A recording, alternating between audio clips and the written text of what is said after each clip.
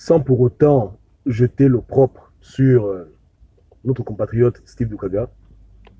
Aujourd'hui, avec ce qui s'est passé au Bénin, je me rends compte que les Africains souffrent partout. Donc, si on chasse les Béninois du Gabon, ils vont aller où? Quand ils vont dans leur propre pays, ils ont élu un homme au pouvoir. Toute l'Afrique a célébré sa victoire. Aujourd'hui, ils préfèrent la violence plutôt que la démocratie. Ils préfèrent utiliser l'arme à feu plutôt que la parole. Pourtant, c'est aussi une terre africaine où les gens sont plus ou moins en proximité. Vous voyez, dans les Béninois souffrent. On s'en prend à eux au Gabon, après ils vont aller où c'est. Les Togolais, pareil. Ils ont là-bas, il y a des mains qui leur fait ça dur. Mais au moins, au Bénin, on se disait que bon, le Bénin, exemple de démocratie, les Béninois ont élu quelqu'un, etc., etc. Donc, moi, je ne comprends pas pourquoi la police béninoise utilise l'arme réelle pour s'en prendre aux manifestants. Dans un pays où le peuple, à l'unanimité, a voté un homme. Donc, je suppose qu'entre lui et le peuple, il y a quand même une proximité. Au Gabon, je peux comprendre dans une certaine mesure que lorsque les gens prennent les rues, on les tire dessus parce que bon, les Gabonais n'ont pas voté le pouvoir actuel, même s'il est là et puis on fait avec. Donc, c'est compréhensible. Mais au Bénin, comment tu peux envoyer des militaires tirer sur des gens qui t'ont voté? Moi, j'ai vu un Béninois, et l'image m'a beaucoup fendu le cœur. Le monsieur, il lève sa main, mais il n'a plus de main. Sa peau tombe comme un lambeau. L'os du bras est mélangé avec les muscles et les cartilages, le sang dégouline de partout, il est là dans le feu et les flammes. Pourquoi la main que le Béninois a utilisée pour voter, Talon, la même main-là, Talon détruit ça? L'image, elle est choquante. Ce monsieur-là a voté pour Talon, mais maintenant, quand il y a un problème, quand il y a un différend, au lieu que Talon cherche à régler le problème à l'amiable, pour empêcher même que les gens se lèvent, non, il reste dans ses positions. Et quand les gens se lèvent, finalement, il n'hésite pas à laisser les militaires tirer à balles réelles sur les populations. C'est pas normal. Moi, je n'encourage pas la rue en tant que telle. Mais c'est clair que les gens ont le droit de se lever. En particulier dans les pays qu'on dit démocratiques. Au Gabon, je m'oppose à ça parce qu'au Gabon, ce n'est pas la démocratie, on essaye, on n'est pas encore là-bas. Mais en France, si un Français veut manifester, pourquoi je le retenir? Il n'est pas en danger. Il va manifester pacifiquement. Les CRS vont l'encadrer. Au plus, il sera bastonné, tabassé, mais il ne sera pas tué. On va pas utiliser sur les larmes lourdes. En Amérique, même chose. Au Canada, pareil. Le seul je refuse que les gens se lèvent dans la rue. C'est les pays comme le Gabon, les pays comme le Congo, les pays comme le Cameroun, où là-bas, je sais qu'il y a une répression sévère, sans pied, où les droits de l'homme ne sont pas respectés. Mais je ne pouvais pas m'imaginer un seul instant qu'au Bénin, quand les gens font des marches, ça pouvait résulter dans un petit massacre. On parle de 3 morts, mais il y a forcément plus que ça, puisque la vie du noir ne compte pour rien. Mais néanmoins, je dis que ça ne sert à rien de trop taper sur Talon. Il est quand même le président. Donc il arrange. On doit encourager les Béninois à laisser la fin de la rue. Ils ont vu eux-mêmes que la rue c'est la mort. Beaucoup d'entre eux peut-être pensaient que comme Talon a été élu démocratiquement, au suffrage universel, il sera démocrate, ils pourront faire leur boucan et puis il n'y aura pas les représailles. Ils se rendent compte que donc ici c'est comme au Gabon, donc ici c'est comme au Congo, donc ici c'est comme au Cameroun. Grande doit être leur déception. Pour eux, ils étaient comme des gilets jaunes. Les gilets jaunes, ils vont en route, ils font leur boucan. C'est bon. S'il y a un mort, c'est accidentellement. Voilà. Mais personne ne tire sur la balle réelle. Mais au Bénin, les gars se réveillent. Ils disent merde, on a mis qui au pouvoir? On a mis qui au pouvoir? Je suis convaincu que c'est ça qui choque le plus nos frères béninois. Ils se demandent s'ils ont fait le bon choix en mettant M. Talon au pouvoir, qu'ils appellent eux-mêmes un démocrate, et pourquoi il agit comme un dictateur. C'est impressionnant. Une telle chose qui se passe au Cameroun ne peut pas m'étonner. Au Congo, Brazzaville, ça ne m'étonnerait pas. Au Congo, Kinshasa, même chose. Au Gabon, ça ne peut même pas m'étonner. Je décourage même les gens de prendre les rues. Mais au Bénin, j'ai encore des images de ma tête des Béninois qui protégeaient les urnes. Ils faisaient une chaîne humaine. J'ai vu les gens compter le vote à la télévision, la transparence dans le vote. Qu'est-ce qui n'a pas marché? Un tel peuple, Talon, qui t'a élu. Il ne faut pas faire ça, papa. Il faut changer, il faut arranger l'affaire là. Les familles, les victimes, il faut les indemniser, il faut t'excuser, il faut demander pardon au peuple. Eux, ils t'ont voté. Donc tu n'as pas les tuer. Ils t'ont voté. Tu as eu un très très bon score. Le peuple béninois, ce n'est pas ton ennemi.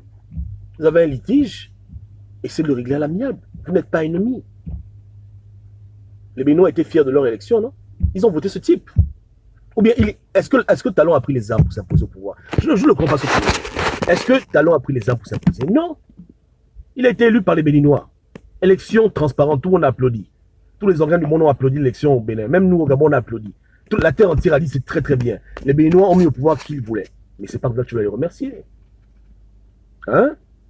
C'est là il fallait montrer que tu es un vrai démocrate. Il ne faut pas faire ça, papa. Qu'est-ce que tu fais? Il fallait dire à tes militaires que les gars, vous pouvez les taper, mais ne tirez pas sur eux. On ne sait plus. Et c'est là que je vous dis que vous, au Gabon, faites attention. Hein? Vous allez dire que vous voulez l'alternance, mettre des gens au pouvoir qui paraissent comme des anges. Arriver là-bas au pouvoir maintenant, il vous faut ça dur. Vous allez poser des questions, mais pourquoi ils font ça? Parce que comme elle dit Armel, les présidents africains, même quand ils sont élus maintenant, même quand ils sont élus, ils sont toujours sous les ordres de puissance qu'on ne maîtrise pas. Donc, quand on leur demande de châtier le peuple, ils n'hésitent jamais à châtier le peuple. Ça, c'est des directives qui viennent de très très loin. De très très très loin. Parce qu'il n'y a aucune raison qu'un président élu démocratiquement utilise l'arme lourde contre sa propre population. C'est absurde, ça n'a pas de sens. On a vu ça nulle part sur Terre. Ça n'a pas de sens. Donc, là encore, il y a encore une main étrangère qui agit parce qu'il faut que le sang noir coule. N'est-ce pas, non? C'est dommage.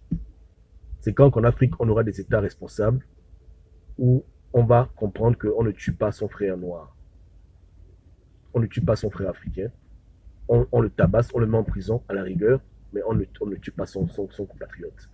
Comme on le voit en Angleterre, comme on le voit en France, comme on le voit dans tous les pays développés, entre parenthèses, hein, sauf en Chine et puis en Russie.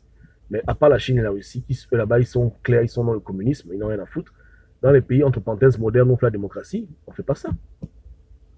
À moins que celui qui manifeste en route ait une arme à feu, un fusil, là, c'est normal que le policier fasse usage de la violence extrême. Parce que le manifestant est armé jusqu'aux dents et il tire. Mais si le manifestant marche avec ses babouches, son t-shirt, machin, son petit pagne, tranquille, pourquoi tu vas tirer sur lui? Qu'est-ce qui se passe dans ce pays? Hein? Est-ce que les événements au Bénin de troubles coïncident avec l'arrivée au Bénin d'Akombessi? Je n'ai pas eu le couler à Akombessi. Je me demande s'il n'y a pas un vaudou qui agit dans ce pays pour que les gens se tuent. Qu'est-ce qui se passe? J'espère que les Béninois ne vont pas rendre, parce que là, ils sont blessés. Hein? Là, je vous assure que l'amour propre des Béninois est blessé. Pas seulement à cause des morts, mais à cause de ce que leur propre homme leur fait subir. C'est-à-dire que leur propre élément qui leur fait ça, leur cœur doit être divisé en deux. Donc j'espère qu'ils ne vont pas aller aux extrêmes de prendre des armes et de faire de ça dans un conflit armé parce qu'ils sont déçus de l'élément. Je prie que Dieu leur donne la sagesse, en tant qu'Africains, en tant que Noirs, qu'ils s'asseyent, qu'il y ait des excuses mutuelles et que les Béninois trouvent une sortie favorable à leur crise. Et je vous demande à vous tous de les encourager dans ce sens. Il y a déjà le feu, donc ne mettons pas l'huile sur le feu et donc les régler leurs problèmes. Il faut les conseiller. Il faut prier pour les autorités béninoises. Il faut que tout le monde redevienne calme. Et c'est dommage. Ouais, là. C'est triste. Je ne m'attendais pas à ce genre de choses venant de lui. Maintenant, je ne sais pas si c'est lui qui a donné l'ordre de tirer, mais quand tu es président, que tu donnes l'ordre ou pas l'ordre, tu es responsable. C'est ça être président. Tu vois un peu, hein? Voilà. Et s'il n'a pas donné l'ordre de tirer, on attend sa déclaration publique qui vient de s'expliquer. Il s'explique, tranquillement, il dit c'est quoi le problème, et puis voilà. Ahmed dit que M. Talon est en train de privatiser les business et opprimer les populations. Oui, c'est comme ça. C'est dommage. Hein, on se bat pour l'alternance politique dans nos pays, mais quand finalement on obtient cette alternance, le rêve devient un cauchemar. Après quelques temps, celui qu'on a élu au pouvoir, président élu, prend le pouvoir, on est content. Après, il nous fait ça dur, parce qu'il répond à d'autres puissances. S'il vend les business béninois, s'il opprime le peuple parce qu'il a des problèmes d'argent, souvent il a des comptes à rendre à la France ou d'autres puissances, etc. Je ne connais pas ces arrangements. Mais à la fin, hein, on remarque seulement que le peuple béninois est triste. Non seulement il y a la tristesse, il y a la honte d'avoir fait le mauvais choix, il y a la déception, il y a la dépression. C'est pas bon au Bénin maintenant, c'est pas gentil. Vraiment, c'est triste. Les Béninois ont aimé ce type. Hein. Il les a fendu le cœur. Ce qu'il a fait là, il les a vraiment fendu le cœur. Ils ont vraiment aimé leur président. C'est très très dommage. Je pense même qu'il y a beaucoup de dictateurs qui se comporteraient mieux s'ils sentaient que les populations les aiment. Comprenez? Et souvent, ils sentent que les populations les détestent, à raison ou à tort, donc ils n'ont pas d'état d'âme, ils tirent sur les populations. Mais quand un peuple t'aime, quand un peuple est là avec toi, quand un peuple t'a élu, en majorité comme ça, quand même, tu ne peux pas faire ce genre de choses, tu arrêtes de faire ça. Eh, l'Afrique, c'est dur. L'homme noir, vraiment. Oh. Eh, c'est Dieu ait pitié de nous. Et au même moment, nous au Gabon, on disait qu'il faut qu'on chasse les Béninois. Ouais, les pauvres Béninois. On va les chasser où c'est? On va les chasser. Les Maliens, chez eux, on a fait ça dur. Un mec, il est au pouvoir, il refuse de partir. Qui encore les Sénégalais. Eux encore là-bas, ça va un peu, plus ou moins. Mais les Béninois et les Maliens, ils souffrent. Vous pensez qu'ils sont au Gabon parce qu'ils veulent venir au Gabon? Ils sont au Gabon parce que chez eux, ça ne va pas. Et ça nous amène à nous poser la question. Pourquoi chez eux, c'est bien, ils viennent chez nous? Parce que souvent, d'autres discernent que chez nous, c'est mieux. Voilà. C'est clair qu'il y a plus de Béninois au Gabon que de Gabonais au Bénin. Parce qu'ils viennent chez nous se reposer. Togolais, pareil. Ils viennent se reposer. Ils cherchent un pays calme où ils peuvent faire leur argent calme. Il faut les comprendre. Moi, je dis que les étrangers chez nous sont comme des réfugiés. Ouais, non? Ils sont comme des réfugiés. Voilà pourquoi quand ils viennent à la frontière, il ne faut pas qu'on les emmerde. On les rase les cheveux. Les opérations de Ngari à l'époque qui ont amené la honte au Gabon, où on prend l'étranger comme un moins que rien, on le rase les cheveux, on le traite comme un chien. Mais il vient parce que dans son pays, ça ne va pas. Il vient un peu se reposer la tête chez nous. Il faut comprendre ça. Et quand on voit ce genre de choses, on comprend pourquoi ils viennent chez nous. Même si nous-mêmes, on reconnaît qu'on a nos propres problèmes, mais ils estiment que nos problèmes à nous, c'est rien par rapport à leurs problèmes à eux. C'est dommage. Beaucoup de Béninois sont trop bénins quand alors pour le pouvoir. Parce qu'il y a Iboni, les gens ne l'aimaient pas trop. Mais depuis que l'élection, là, les Béninois rentrent chez eux, ils sont contents d'aller au pays. Voilà, ils vont au pays, ils vont passer en vacances, ils sont fiers de leur pays. Mais avec de tels comportements. Hein? Là, c'est compliqué. Les gens vont encore prendre leur passeport et fuir ailleurs. Ils vont aller ailleurs. Surtout si la situation s'envenime, ils vont dire bon, on se casse. On repart au Cameroun, on repart au Gabon, on repart en France. C'est pas la peine ici. C'est triste, hein, que l'Africain ne peut pas être dans son pays en paix. Il faut toujours que la politique vienne tout mélanger. Hein? Donc voilà. Un sauveur, un élu du peuple qui se comporte comme un gangster aujourd'hui. Mais en tout cas, malgré ma colère que j'essaie de calmer, je laisse à Talon le bénéfice du doute. Les jours à venir seront décisifs. Si c'est un vrai démocrate, si c'est un homme de paix, si c'est un leader qui reconnaît que le peuple l'a élu et qui doit être à la hauteur, soit il va démissionner, soit il va tranquillement appeler à un dialogue, s'asseoir avec les gens avec qui il a des problèmes, ou bien revoir ses dispositions législatives, etc., etc. Il va œuvrer dans le sens de l'apaisement, parce qu'il doit respecter la vie des Béninois qui sont morts à cause de son entêtement. Donc ça, c'est une grande offense devant nos ancêtres, devant Dieu. Il faut qu'il répare. Si maintenant il s'en fout, il n'y a pas de déclaration, il continue dans sa lancée, les gens manifestent encore plus, il y a encore plus de morts, c'est que c'est quelqu'un de pas gentil. Je m'excuse, hein, je vais changer ma façon de parler, n'est-ce pas, non? Donc, au lieu de dire CON, c'est quelqu'un de pas gentil. C'est un méchant, quelqu'un qui n'est pas bien. Ouais, là. À l'époque, j'aurais dit que c'est un vrai, mais c'est quelqu'un de pas bien. Et c'est dommage pour lui. Ouais, c'est vraiment dommage pour lui. Que Dieu délivre l'Afrique. Et Africains, restons soudés, on a les mêmes problèmes en fin de compte. Hein. Personne n'est encore à l'abri du besoin de la peur en Afrique. Personne n'a encore vu clairement la démocratie dans les pays noirs en général. Hein?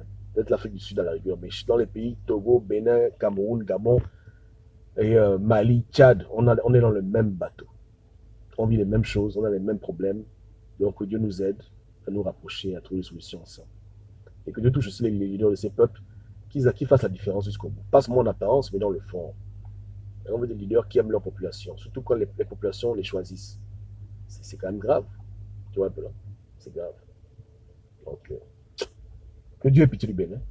Je suis Bénin. Et mes prières vont à l'encontre de ce peuple. Hein, que Dieu les fortifie, que Dieu les garde, que Dieu les aide. Et que les morts soient limités et que l'apaisement revienne. C'est ma prière, c'est mon souhait. Ok. Que Dieu vous garde. Hein. Ciao, ciao.